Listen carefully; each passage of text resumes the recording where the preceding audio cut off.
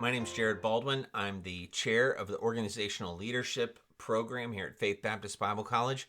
I'm also the professor for the class that we call Leadership Toolbox, and it's basically a project management leadership course. Matter of fact, here's a hard copy of the textbook, which we never really use hard copies. We use only e-textbooks in our class.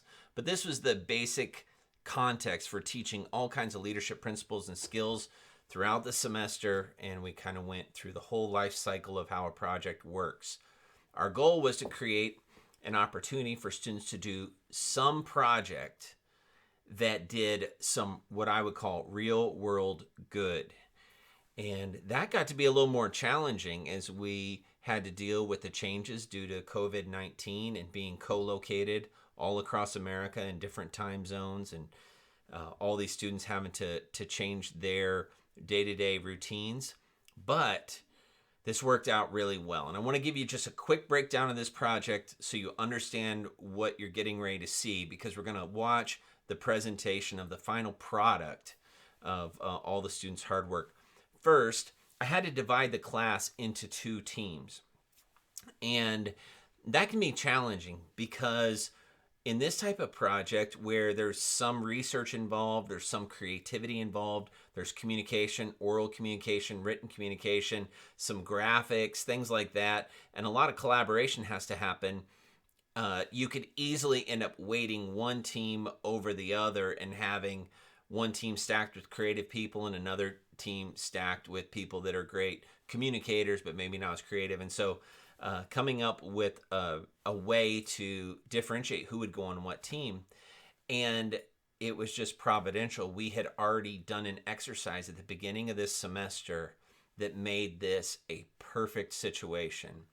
Early in this semester, we had a gentleman come in, Roger Stahlheim with RLS Inc., and he did this. It's called the TTI Matrix. It is a disc profile, but it goes beyond just disc profile. And we were able to give each student an opportunity to learn a lot about themselves and a lot about each other. And one of the cool products, I'll show you mine, for example, here, were these table tents that Roger created for each student and myself, which shows not only our name, of course, but it shows where we're at in our adaptive style. This is what we do at work. And then here's our natural style. This is kind of how we're naturally wired. And you can see kind of how it's colorized. And I won't get into this at this time. Maybe I'll do a video about this later. But you can kind of see how people are wired, how they work, and then how they're naturally wired. So in a traditional class, we always had this sitting right in front of us, so we knew how to communicate with one another. This really helped a lot. And this, unknowingly, was going to be the key to a very successful project, because each student had these table tents as well. And when I had to decide how to split the teams, what I did is I divided up their groupings based on basically the simple color scheme of how they're wired. And I was able to evenly distribute people that would more likely be creative, more likely be communicative, more likely be domineering or outgoing, more likely be quiet but more research oriented or perfectionistic. And I was able to divide the two teams up very well. And so once I divided them up, then I had the teams, I used Zoom, and I divided the teams into two breakout rooms with the groups, and I let them amongst themselves decide who would be their team leader. Now, I had given them some basic parameters for job descriptions. We did a study on team functions and team roles, and you're going to see this play out in this presentation at the end. But as we looked at what functions and roles need to happen within the team, there are roles, specific jobs basically, that have descriptions of what people need to do, what the expectations are. But then there's also functions within a team that might relate more towards the person's personality or their age or the level of respect they've earned amongst their teammates. And so both of those come into play with this. And it's very interesting to see how it all played out. And each team chose their leader. One team chose Max Detzel, and you can see here how Max is very high in this purple and green and very low in yellow and red.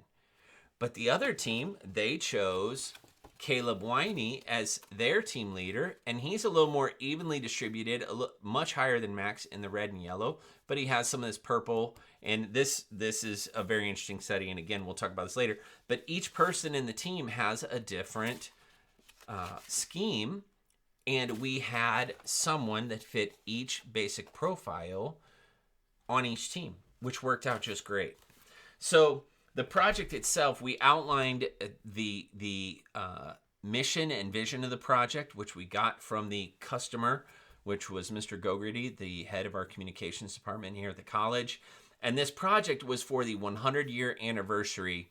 And this is the statement we came up with. This project will honor the past 100 years while looking ahead to the future of Faith Baptist Bible College. The goal is to connect the past to the future. And so after interviewing Mr. Gogarty and having him address both teams, this is what we came up with.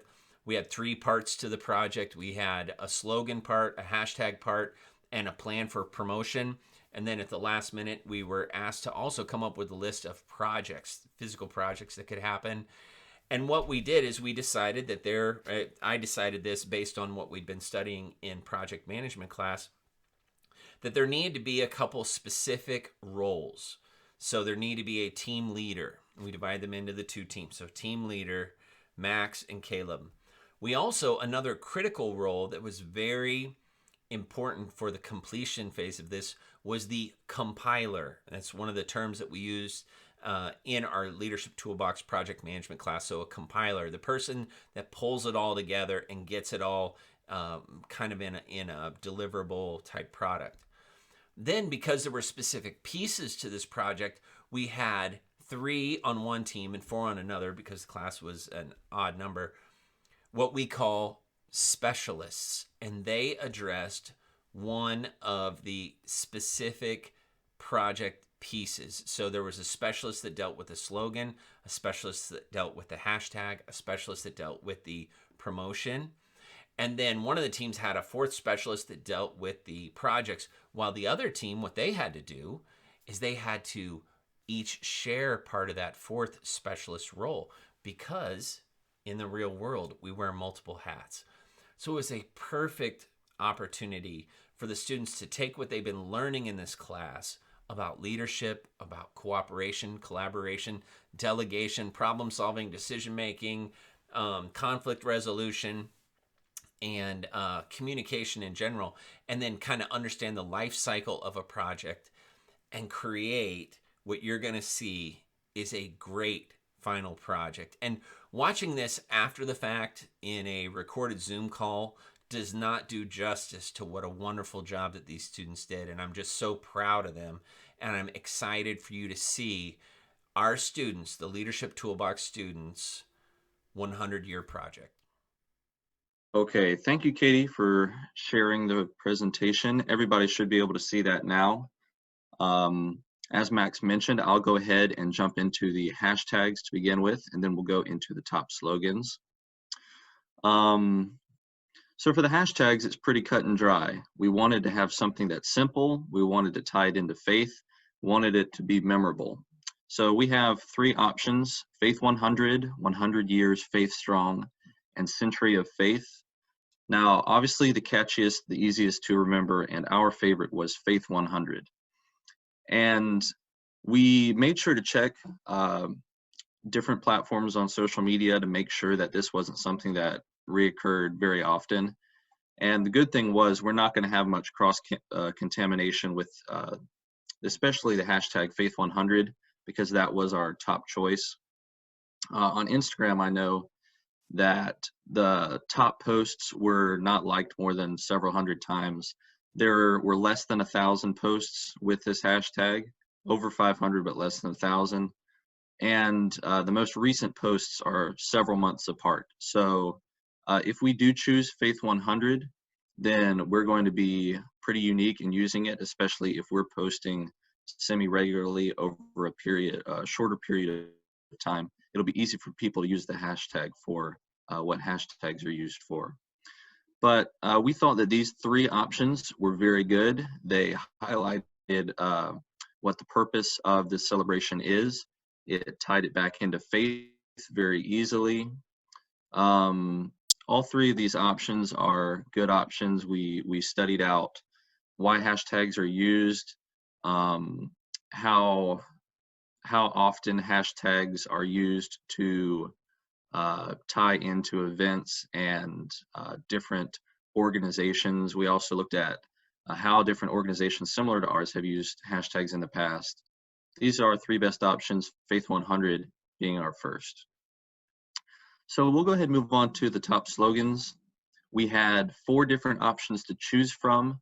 2 of these came out on top for pretty even competition between each other.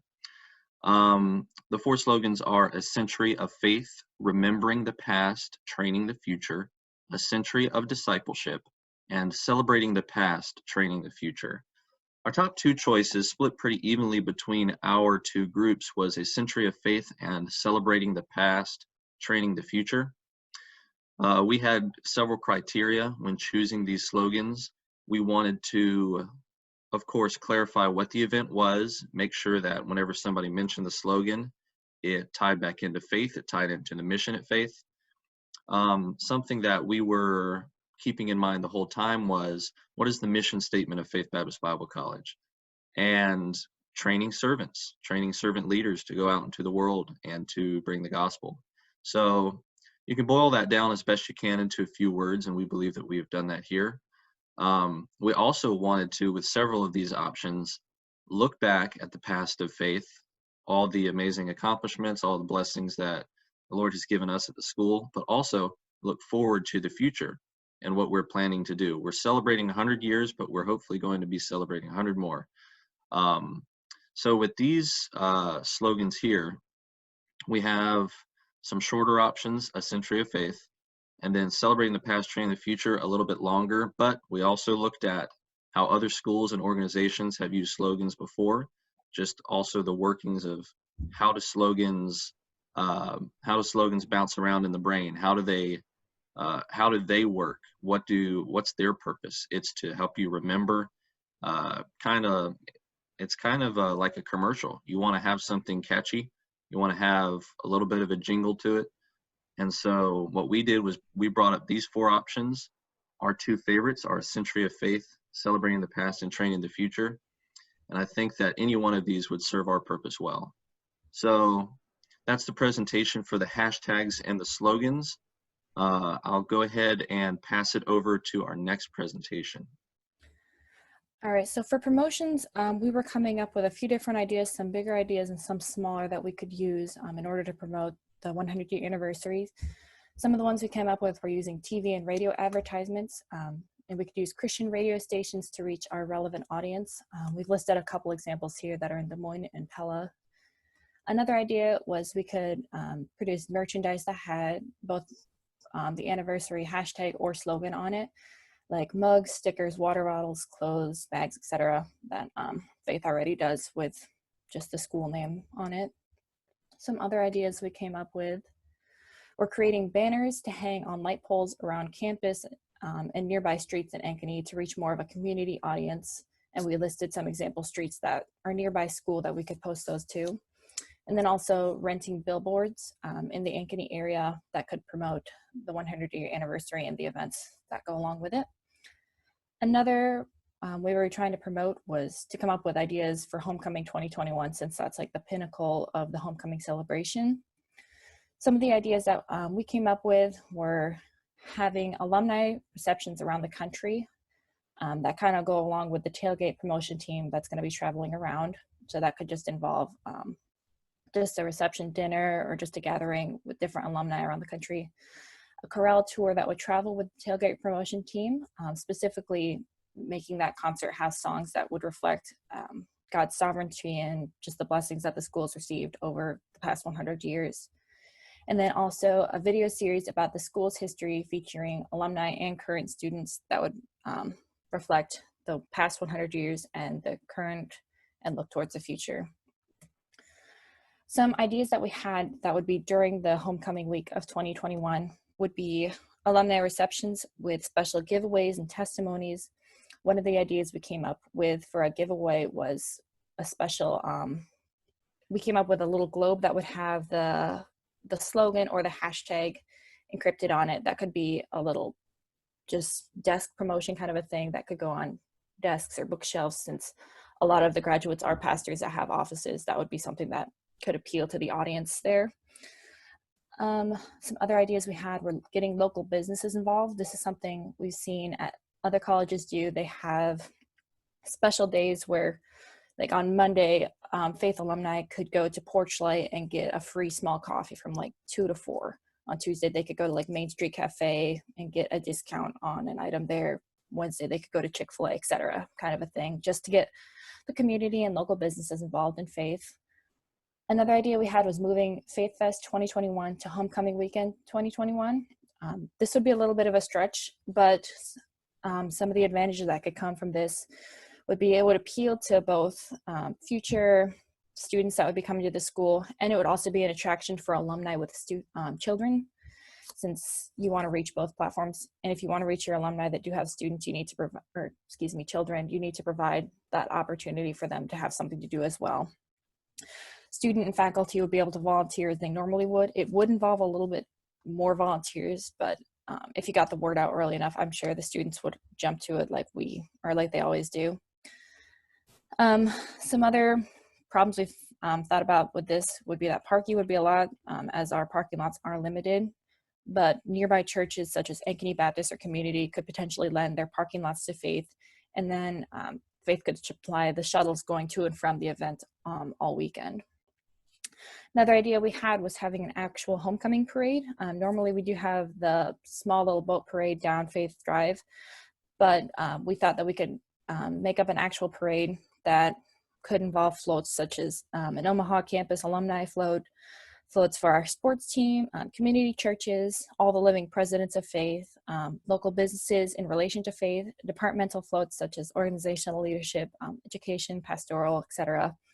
And I'm sure we can come up with different floats, but that's just another idea to kind of get the community involved with our school and also just provide another fun activity for alumni to be coming back to see. Another idea was having an alumni pep band that could be playing during the halftime show of the soccer games, and also as an additional float in the homecoming parade. And music could be sent out to these alumni in advance so they could be practicing, come back that weekend, and then perform together. There could be children's costume fun run, like around a field on campus, and then also a 5K color run that Saturday morning of homecoming. And then a chorale concert commemorating the 100-year anniversary. And we thought this could just be in conclusion to the whole homecoming tailgate tour that was already traveling around the country. They could conclude and have a final concert at Faith that homecoming weekend. And then a final idea we had was having an ice cream social during homecoming weekend, just to kind of close up the whole weekend. And that is all we had for our promotional ideas. So I'll turn it over to Dave to talk about the projects. All right, the two projects that we came up with were renovating Gray Hall and renovating the library. Renovating Gray Hall, the first thing that we would do would be turning those empty offices on the main floor into usable space for the students, whether it's more classrooms or places to hang out, something. Another thing on the main floor would be redoing the floor itself. The current flooring is a slipping hazard. Every time it rains or snows, it doesn't matter who you are or what type of shoes you wear, everybody is wiping out whenever they come in. So if we could change that, I know it'd be a blessing to a lot of the students. Another thing would be getting new desks for rooms 101 and especially 102, as you hear a lot from the students about how not so great the desks are, and getting those replaced would be pretty great. The last thing with Gray Hall would be updating the HVAC in the computer lab, because we all know being comfortable when you work is always a blessing. Renovating the library would include adding either a library patio for outside study or doing a Three Seasons room to get sort of the outside feel, but not being outside. It would be a really cool place to study, and I think a lot of people would enjoy that. Alternatively, we could also include a study lounge. It's a common thing to hear about freshmen being scared of going to the library. Adding in a study lounge would be a cool and comfortable incentive to get people to visit the library and take advantages of the resources that it offers. And another thing, sometimes the student center does get a little too loud and chaotic at times, especially when we have the weekends when the high schoolers come in. So having another place that's just as comfortable as a student center to study would be pretty cool. We also thought about moving the makeup test spot, as the current makeup test table is right next to the door in the library. And I've heard complaints about people coming in and striking up conversations with the worker at the front desk, and that can be distracting. So having a better, more secluded designated area would also help a lot of students. Also, quieter study rooms where we don't have people walking around and people talking would also be an improvement. Sometimes people just, despite the fact that we have the video that we send out and the small signs, they don't really know where the right spot is, or the records room, or the study sections. So giving those areas a little more attention, better signs, better directions, that would help out everyone, especially incoming freshmen who are still trying to get used to being on campus and figuring out where everything are. And last thing, it would be just updating the computers, the printers, and just overall equipment in the library, as it is getting quite old. So these are the two projects we believe are doable and would greatly benefit the school. So now we're going to move on to the testimonies. Yeah, so I'm just going to give a quick testimony of my personal experience working on this project. So throughout this class, we've been going through this book called Project Management Leadership. And basically it just takes like different concepts of project management, like communication or delegation, and kind of expands on them.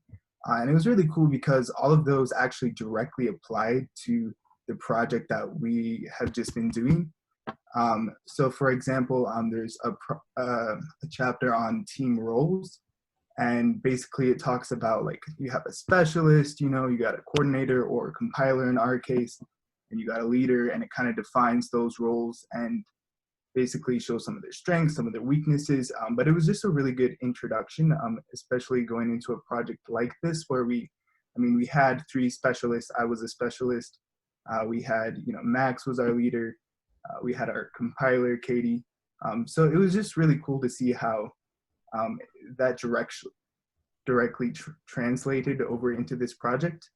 And some of the key takeaways for me from this project, I think the main one for me is that, like, the importance of doing research. Like, you can't just come up with your idea on your own. You need to go beyond that and actually research different schools and what have they done with their different slogans, and what are some other ideas from outside just our little group, so you can get a broader, more diverse look on the whole thing. So those are just some of my takeaways from this project, and overall I think it was really cool to be working on something that not only applies what we got to learn from this class, but that's also going to something actually really valuable. So yeah, I'll pass it on to the next person. I think it's Max. Yeah, I'm just going to share just a little bit about what I learned as well. It's going to kind of reiterate a little bit of what Tim said, but taking what we learned from our textbook, the project management leadership, and having some real world experience to be able to implement some of that was super helpful. As Tim said, something where it's being put to real use and good that we can see tangibly was helpful, but also getting exposed to it where there's not a ton of pressure and deadlines that are unmanageable was helpful to kind of ease into that. So as Tim mentioned, team roles were really helpful. Our textbook talked about that, and it was cool to see how we were able to implement that in our 2 teams. So as Tim mentioned, I was a leader for my team, but it was helpful to see how the team roles gave structure to our team. Once we established our goal and the direction that we wanted to take it, having the team roles helped give us structure to that and help everyone to understand what their role is and what they were supposed to be doing. But then also it was interesting to see the need for flexibility in that, where while everyone has their roles and their specific duties that they're supposed to accomplish, it was good to see the camaraderie and fellowship in between team members, where they were able to kind of cross those lines and help each other in other team members' roles. And that was helpful and really cool to see, especially on my team, because I was involved in there. Another thing that our textbook talked about that was able to translate directly into this project was delegation. Once Jared passed the information to the team leaders, it was my role to then translate that to the team members. And it was cool once I got new information to be able to pass that on to other team members and assign things like, you can do this, you can do this, you can do this. And it was good to see and good to get the experience of passing on the responsibilities to other people, knowing that I can trust them to do that, and recognizing that I can't do all that on my own, and that I have to have good team members to be able to trust to do that. And it was really, really helpful, as I said, in not a high pressure situation, but to be able to get some experience in that. And finally, what I'll talk about is communication. Our textbook also mentioned that. There were a couple times during this project where we had good communication, and sometimes where there was not so good communication. And this project has helped me to understand the importance of that, and some of the consequences that can happen when that doesn't happen.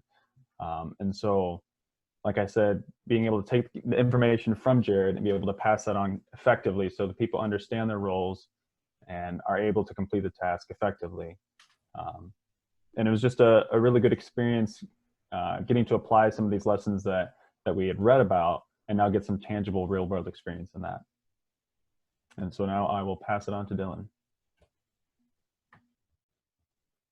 Yeah, that's a great example of kind of what everybody was learning. And one last thing that I'm going to add to that would be kind of clarifying how we broke up this project. And Professor Baldwin actually acted as the project manager, like what we were learning about in this whole chapter and then the whole semester that we were working through the book. And so he is kind of the guy that was taking everything from the shareholders, which would be the Faith Board and the stakeholders of Faith, and then Mr. Gogarty as well, and passing that information on to us, and then creating the first step that he did was create 2 project teams and broke us up so that we weren't all working on the same thing. And I think it was really cool to see how implementing project teams into accomplishing a project really helped with it. And a couple of the ways that the project teams really helped was it created an aspect of healthy competition. And this was a way that we were able to feel like we were contributing to the project, but in a way that pushed us to do better and to be our best, and to really try to come up with the best way to do what we're trying to accomplish. And I think when we had read about that, it kind of made sense in the book and whatnot, but then putting it to practice here and seeing how it really works out in a real life situation, being able to use that competition in a healthy way and to push each other and to push the teams to do better and to find the best way or the most efficient way to do things was really cool to see. And I think one other thing that was really cool as well was we learned about one of the chapters was about conflict and how to look at conflict as a good thing. And one of our students, fellow classmates, also did a project book report on this subject. And it was really cool to see how when things came up, how everybody in your team worked together to try to come up with a solution, even if it wasn't in your department, or even if it wasn't your specialist necessarily goal or your job description. It was cool to see how people, when you feel like you're part of a team and you're working together to accomplish one goal, and you have that aspect of healthy competition, it was really cool to see people coming together and just working together to accomplish that goal. And I think that was a really cool aspect of seeing how this all plays out in real life, and gives us an opportunity to use this in a meaningful way that we can see in the future. And it was really cool to know that we're working on something that has meaning, and it really gives you more purpose. And it feels like there's on one hand consequences if you don't do well, but also rewards for doing a good job and being able to say that, like, I accomplished this, or that we were able to be of benefit to X number of people through this project. And I think with the Faith 100 project, we're going to be able to reach so many people with this, and hopefully be a blessing to the school for years down the road. Excellent. Thank you all for your contribution to this project presentation. Thank you for the testimonies at the end. Each one of you had a component in this, and then you helped each other with the different pieces. Maybe before Mr. Gogrady signs off, Mr. Gogrady, any final comments?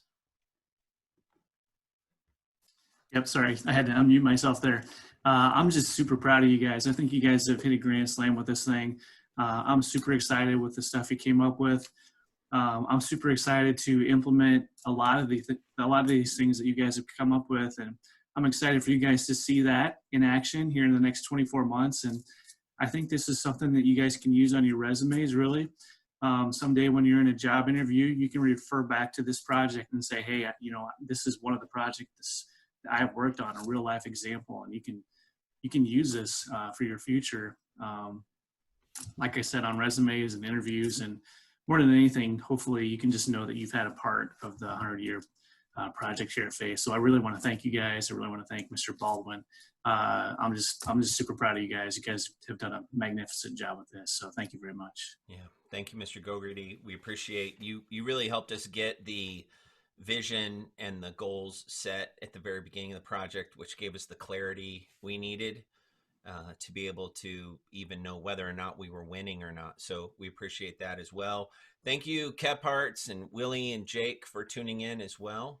And let me just wrap up this project by saying a quick word of thanks to Faith Baptist Bible College for allowing us to participate in such an important project.